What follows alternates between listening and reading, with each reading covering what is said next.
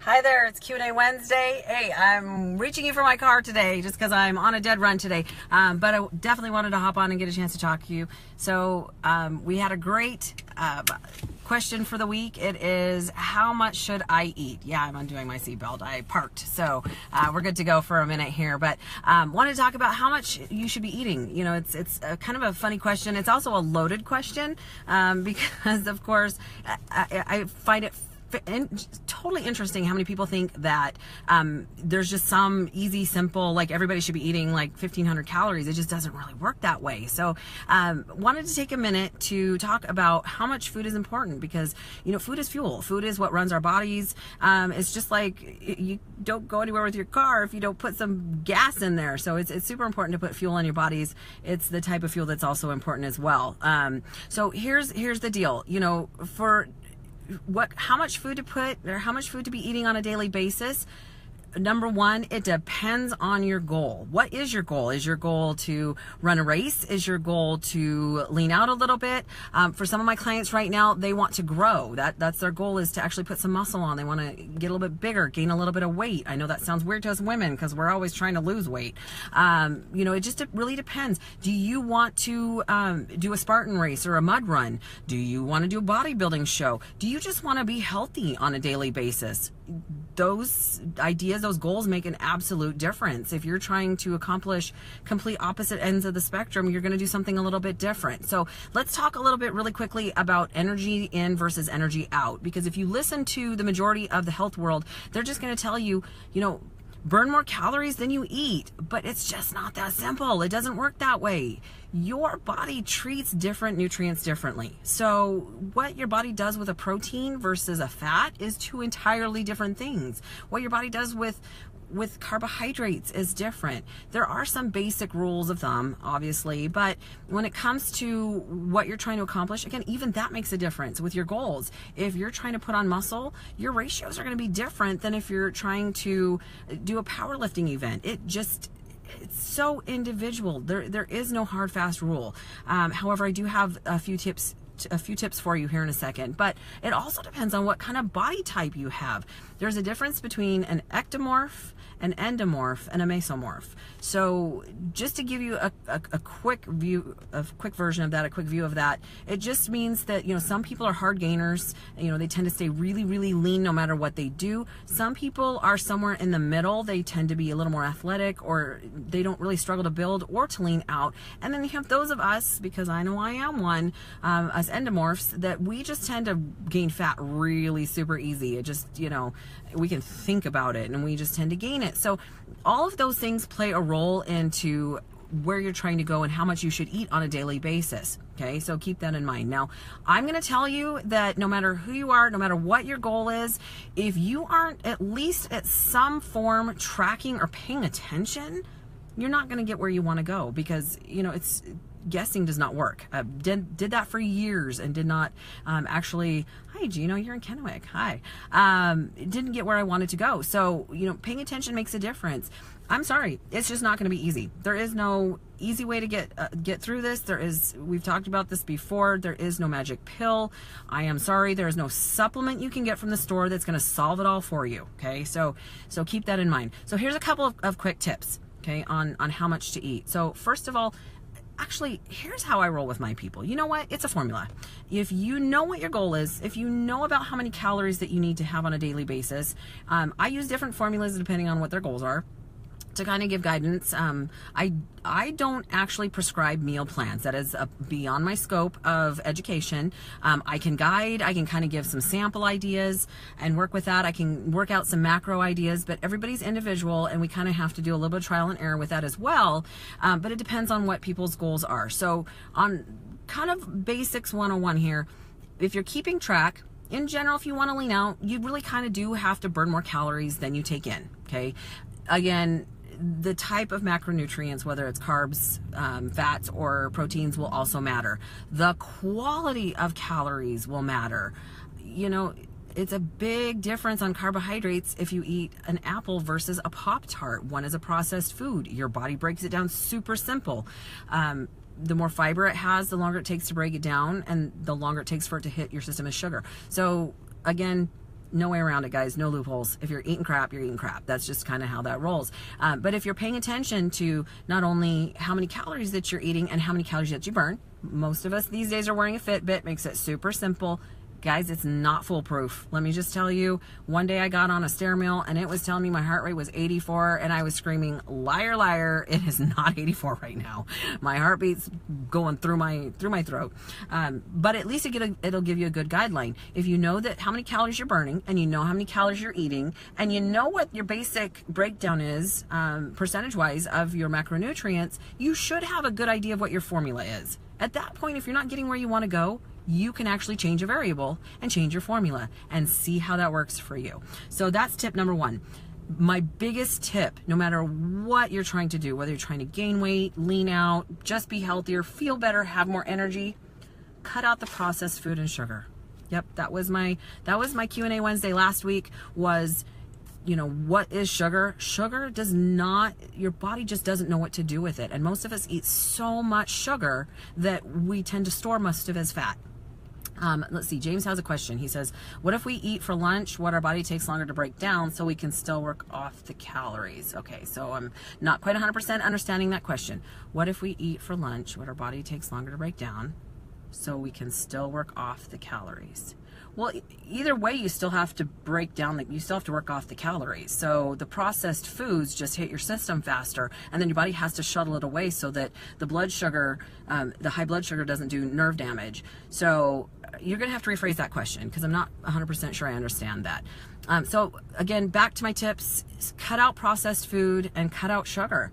It's not that you can't ever have it. It's just when you eat it on a consistent basis, your body just doesn't run as well. If you remember that food is fuel, right? It's okay to have the extras once in a while, but if you consistently put crappy food in your system, it's like putting really crappy gas in a sports car. It doesn't run right. It tries, it can move, but it just doesn't work as efficiently. It just doesn't run as well. Number two, eat more often. Now, I'm very aware that there's a lot of people, hey B, there's a lot of people that say, you know, it doesn't matter when you get your calories in as long as you're getting your calories in for the day. I'm going to disagree with that for a couple of reasons.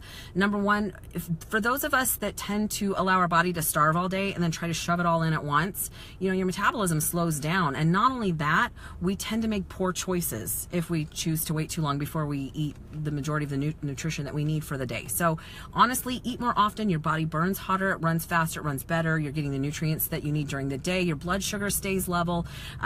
There's huge benefits to that. So not personally a huge fan of intermittent fasting. Most people don't even follow the rules correctly for that anyway, but your body just doesn't tend to run as efficiently that way. Don't slash calories too far. People, if you are 250 pounds and you are only eating 1,200 calories, what are you going to slash it to when your body is only 150 pounds? You can't go to nothing. Most people just, as soon as they figure that they need to lean out, they drop their calories so drastically, their bodies it has to drop their metabolism in order to function, to still be able to move.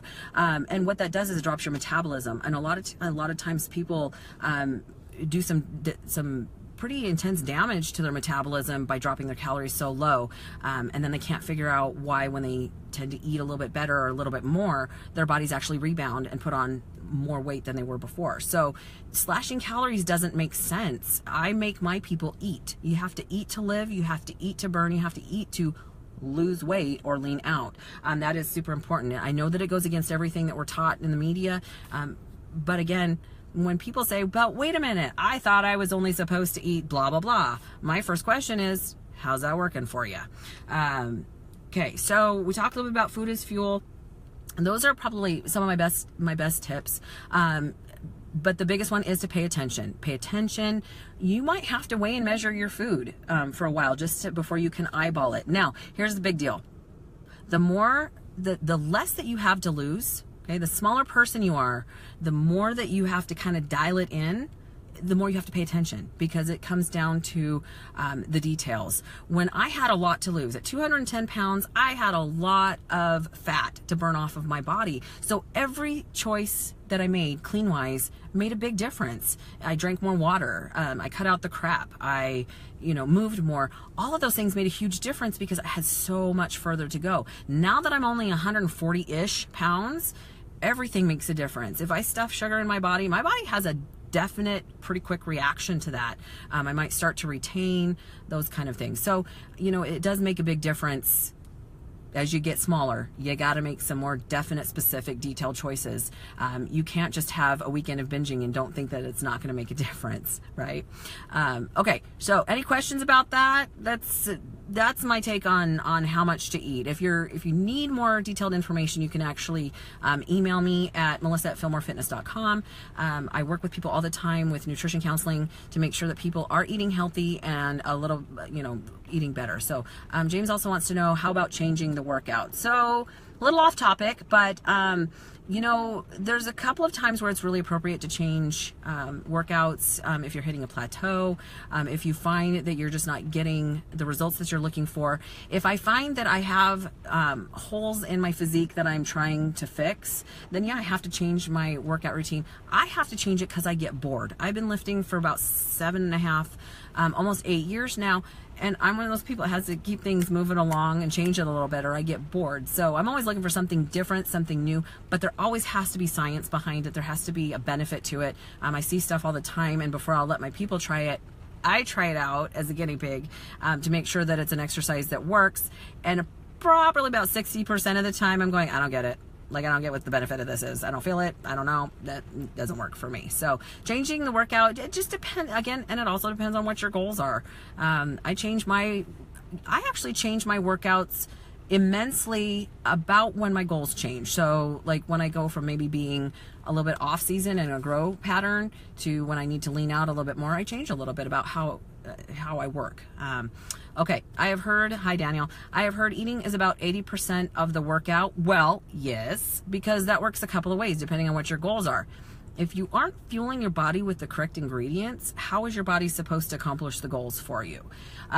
For instance, if you're going to run a marathon, but you aren't carbohydrating or using enough carbs in order to give yourself the energy to make it through the race, not just the days leading up to during training and things like that, but even throughout the race, you will not have the energy to make it through. So that's absolutely true. If you are trying to build a significant amount of muscle, and yeah, maybe you're getting enough protein, but you're not getting enough carbs to support the energy, and your body's stealing from that protein in order to turn it to glucose for energy, you're not going to build the muscle that you're trying to build. So definitely the foods that you eat. Here's the deal. If my people come to train with me and they haven't eaten for the day, I will not train them. Right? There is no benefit to that. You cannot grow muscle if you're not feeding it the right amount of the right nutrients. So that's part of the formula. That's part of the prescription to get where you want to go. So great questions. I had another question that I found fascinating. One of the things when I work with people nutritionally, one of their first questions is, when do I get a cheat meal? Okay, let's talk about that. First of all, I use some different words to describe different types of meals. There is a big difference between a cheat meal, a refeed, and a free meal. Predominantly, I use the word free meal because when I work with the average person, number one, they don't need a cheat meal, okay? A free meal means something that you would eat that's not something you crave. It's not necessarily super clean, but maybe you're having tacos with the family, or something weird that every once in a while I just have a craving for is a grilled cheese sandwich and maybe some tomato soup. That would be a free meal. Something that, you know, when somebody's eating at a calorie deficit all week, they might need a free meal for a couple of options. Number one, that you can't always be at a deficit. If you're always at a deficit, your metabolism slows down and you plateau. So that free meal is inserted there to kind of bring your calories back up. It helps you emotionally and mentally to feel like you're not giving everything up that you love, but it's not a free-for-all, okay? A free meal is just a meal that is not necessarily specifically on your meal plan, or not necessarily the type of diet that you're eating at the moment, which might be a little bit healthier or at a calorie deficit. So that's a free meal, okay? A cheat meal is exactly what it sounds like. It's more of a free-for-all. I actually give limits on my clients when they do a cheat meal. I usually tell them 55 minutes, you time it, and no alcohol. Now, here's my take on alcohol. If you're not going for a very specific goal and you want to have a drink once in a while, not a big deal. But it will bring you, if you're drinking every weekend, that is a problem, because your body has to deal with the alcohol first. You cannot burn fat and deal with the alcohol at the same time. Your body will deal with alcohol first. So the rule is, on a cheat meal, yeah, you can have whatever you want, but at 55 minutes, that's your end, because a couple of things happen if you go past that. Number one, your body produces another round of insulin, which then tells your body to start storing sugar and nutrients as fat. Number two, it tends to become, instead of a cheat meal, it becomes a cheat day, which becomes a cheat weekend, which becomes a cheat life, and you're just kind of falling off the wagon, okay? Wow, James has some good questions, so hold on a second. Let me finish my thought here. So a cheat meal is kind of a free-for-all, whatever you want. The problem is most people don't need a cheat meal, especially when they're first starting their first few weeks of a goal. If you have a lot of fat to burn, there's no reason to have a cheat meal. Okay, you might have a free meal just to kind of keep yourself emotionally okay, because that's the hard part. The mental and emotional is the hard part, not the physical. So a free meal once in a while is okay. A cheat meal is not always necessary. And if you've got a long ways to go, I'm not going to prescribe you a cheat meal anyway. A refeed is completely different than those two. A refeed comes to those of us that are either in a ketosis style meal plan, ketogenic diet, or we're doing a specific depletion of carbs from our muscle, carbs from our diet. It actually, a refeed is specifically simple carbs to refuel our muscles with glycogen. Okay, and I know that doesn't make a lot of sense, but because I do a carb cycle every week, I deplete. I literally squeeze all the glycogen out of my muscle, and then I refill them back up. It's a way to help build extra muscle and staying lean, or to keep muscle as I'm leaning out. And since I'm 13 weeks out from a show, I am in a process of doing that. So those three things are completely different. When is it appropriate to have a cheat meal, a refeed, or a free meal? Again, it depends on your goals. It's not appropriate for, when I work with someone new, even an average person, I tell them, no, not even a free meal for the first 2 weeks. We got to purge all the toxins and the crap from your body before you can have something like that. And it's just too easy to get derailed in a situation like that. So just some great information. Hopefully that helps you. My job is to educate. It's part of being a trainer. I'm a little different than the average trainer because my former education is education. That's my background. I want to educate people so that we are healthy, not just for a few moments or for a small short-term goal. We all want to be healthy for a lifetime. So that is my focus, right? As for indoor bikes versus outdoor bikes, when it comes to exercise, you know, there's going to be a little bit of difference because it's a terrain. You're out in the open, you're out in the elements. But honestly, just for most people, it depends on the time of year as to whether or not one is appropriate over the other. And it depends. I mean, obviously, if you're riding a bike on a flat surface versus a hill, it's a little bit different than, you know, raising and lowering the levels on an indoor bike. So honestly, it comes down to what's more enjoyable and what's appropriate. I have equipment at home because I do my cardio at 5 a.m. and I don't necessarily want to go to the gym at 5 a.m. I want to get in, get done, get out. So that's what works for me. And it depends, honestly. You don't want to become efficient at it. So if you've been doing cardio, the same cardio for a long time, you might need to switch it up so that your body has to work harder again in order to burn more calories. Hi, Ronnie. How are ya? Explain deficit of calories a little bit more. So let's just say that on a daily basis, on your Fitbit, okay, mine's an HR2. Thank you to my girl Mauricia for my Fitbit.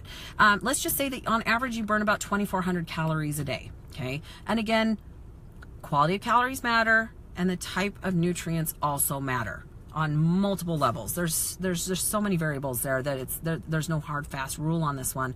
However, we do look to have somewhat of a deficit. If you look at what the science or the fitness industry kind of tells you, that 3,500 calories approximately equals 1 pound of fat.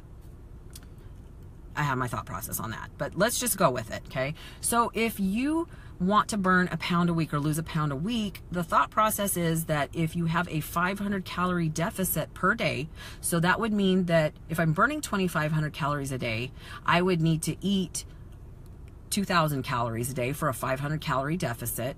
In theory, I should lose a pound a week, because at 500 calories a day times 7, that should equal 3,500 calories. So keeping track of that can make a difference.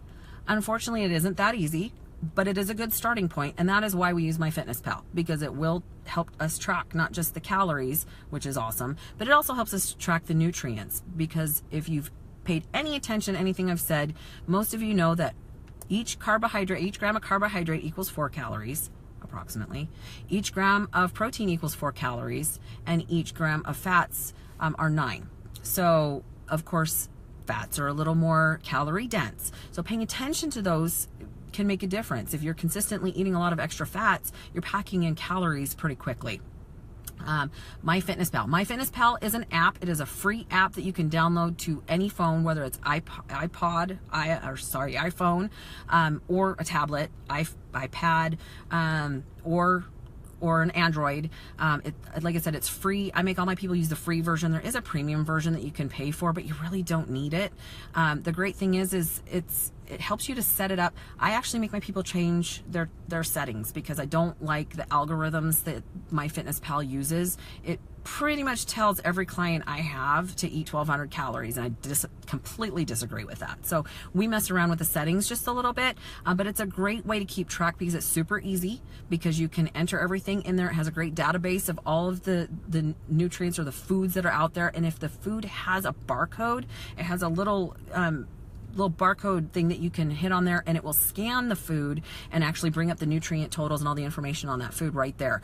So it's a fairly user-friendly, simple version of keeping track of your food. You don't have to write things down or look things up. The other thing I like about MyFitnessPal is, for my clients, they can actually invite me in to look at their daily diary, their food diary, and I don't stalk people. I don't have time to stalk people. Most people can see that I haven't even looked on there for a while, because unless I have a client ask me to pay attention, I don't hop on there and chase people down and go, shame on you, you had some wine.